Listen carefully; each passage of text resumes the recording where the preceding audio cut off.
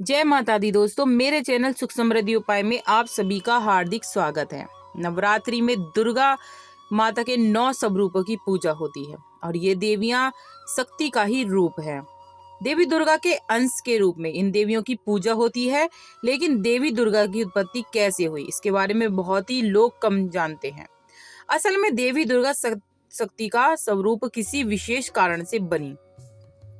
देवी दुर्गा में अपार शक्ति कहाँ से आई या उन्हें प्रभावी अस्त्र कैसे और किससे मिले, इसके बारे में पुराणों में बताया गया है। नवरात्रि के अवसर पर आपको देवी के जन्म के बारे में हम कुछ बताना चाहते हैं। देवगणों की शक्ति से देवी की उत्पत्ति हुई, लेकिन देवी के शरीर का अंग प्रत्येक देव की शक्ति का अंश से हुआ है। जैसे भगवान शिव के तेज से माता का मुख बना, श्री हरि विष्णु के तेज से वही भुजाएं बनी हैं।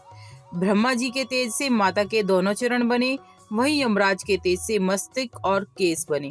चंद्रमा के तेज से स्तन और इंद्र के तेज से कमर, वरुण के तेज से जांघें और पृथ्वी के तेज से नितंब, सूर्य के तेज से दोनों पैरों की उंगलियां और प्रजापति के तेज से सारे दांत, अग्नि के तेज से दोनों नेत्र और संध्या के तेज से भौं, वायु के तेज से कान और अन्य देवताओं के तेज से देवी के भिन्न भिन्न अंग बने।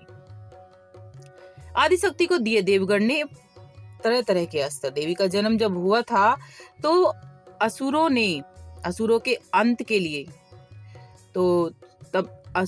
के लिए अभी भी अपार शक्ति की जरूरत थी। तब भगवान शिव ने उनको अपना त्रिशूल दे दिया और भगवान विष्णु ने चक्र, हनुमान जी ने गदा, श्री राम ने धनुष, अग्नि ने शक्ति और वाणों के भरे तरकस और वरुण ने दिव्य शंख, प्रजापति ने स्फटिक मणियों की माला, लक्ष्मी जी ने कमल का फूल, इंद्र ने व्रज, शेष नाग ने मणियों से सुशोभित नाग, वरुण देव ने पास और तीर, ब्रह्मा जी ने चारों वेद तथा हिमालय पर्वत ने माता उनका वाहन सिंह दिया। इन सभी अस्त्र शस्त्रों को देवी दुर्गा ने अपनी 18 भुजाओं में धारण किया है। अस्त्र और अतिरिक्त शक्ति से देवी का विराट रूप बन गया और भयभीत होने लगे राक्षस। देवी के पास सभी देवताओं की शक्ति, उनके जैसा कोई दूसरा शक्तिशाली नहीं है। उनमें अपार शक्ति है, उन शक्तियों का कोई अंत नहीं है, इसलिए उन्हें आदि शक्ति भी कहा है। आखिर पूजा क्यों होती है 9 दिन?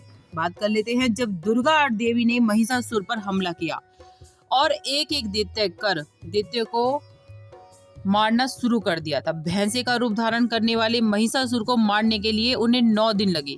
इसलिए नवरात्रि को 9 दिन मनाया जाता है। इससे जुड़ी अन्य कथाएं भी हैं, जैसे नवरात्रि को दुर्गा के 9 रूपों से जोड़कर देखा जाता है और कहते हैं कि हर दिन युद्ध में देवी ने अलग अलग रूप लिया था और इसलिए 9 दिन 9 अलग अलग देवियों की पूजा की जाती है।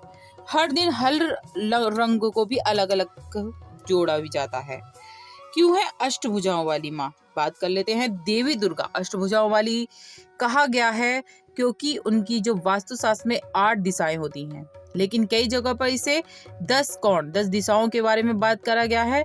इनमें जैसे कि प्राची, पूर्व, प्रतीची, पश्चिम, उदीची, अवाची, ईशान, आग्नेय, नेत्रेय, वायु, उदर, ये थी, मतलब 8 थी दिशाएं, क्योंकि आकाश और पताल की ओर दिशा का दर्जा नहीं दिया जाता। हिंदू शास्त्रों के अनुसार ऐसा माना जाता है कि देवी दुर्गा हर दिशा से अपने भक्तों की रक्षा करती हैं और यही कारण है कि उनकी 8 भुजाएं जो 8 दिशाओं में काम करती हैं। बात कर लेते हैं शेर की सवारी क्यों है।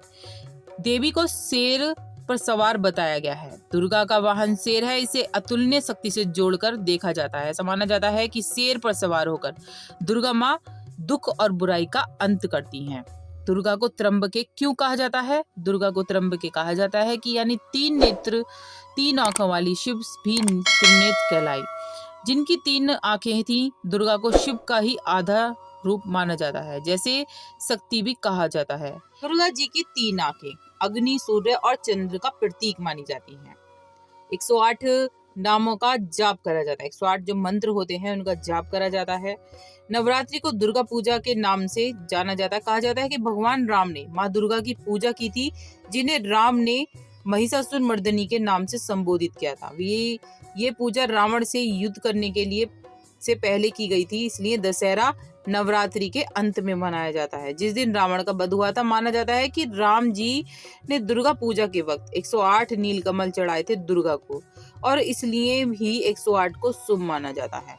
अब जान लेते हैं पितृपक्ष के अंत में ही क्यों मनाई जाती है नवरात्रि। पितृपक्ष में पितरों की पूजा के बाद ऐसा माना गया है कि घर की शुद्धि होती है। इसके बाद आता है देवी पक्ष यानी कि नवरात्रि। इसके बाद हर त्योहार शुरुआत हो जाती है और देवी पक्ष पहले दिन माँ दुर्गा अपने बच्चों के साथ पृथ्वी की ओर यात्रा करना शुरू करती हैं।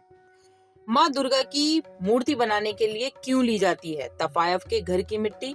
इस प्रथा से भी मान्यता है दूसरी कि तफायफ के घर जाने से पहले एक पुरुष अपनी सारी अच्छाइयाँ और पवित्रता उसके आंगन में छोड़कर ही अंदर जाता है।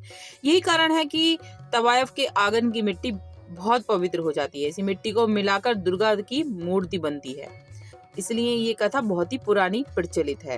कन्याओं को कन्या पूजन क्यों होता है। कन्याओं को देवी का रूप माना गया है। उन्हें सबसे पवित्र माना जाता है जब तक कि उनकी माहवारी शुरू नहीं होती, क्योंकि नवरात्रि के दिन यानी कि महिला रूप को पूजने के लिए मनाई जाती है, इसलिए छोटी कन्याओं से इसे जोड़ा जाता है। मैंने इस वीडियो में हर संभव चीज को बताने का प्रयास किया। आपको कैसी लगी वीडियो जरूर बताइएगा। अच्छी लगी हो तो लाइक सब्सक्राइब जरूर करिएगा, जो आगे वीडियो मिलती रहे, और कमेंट्स में श्रद्धा भाव से जय माता दी जरूर लिखिएगा।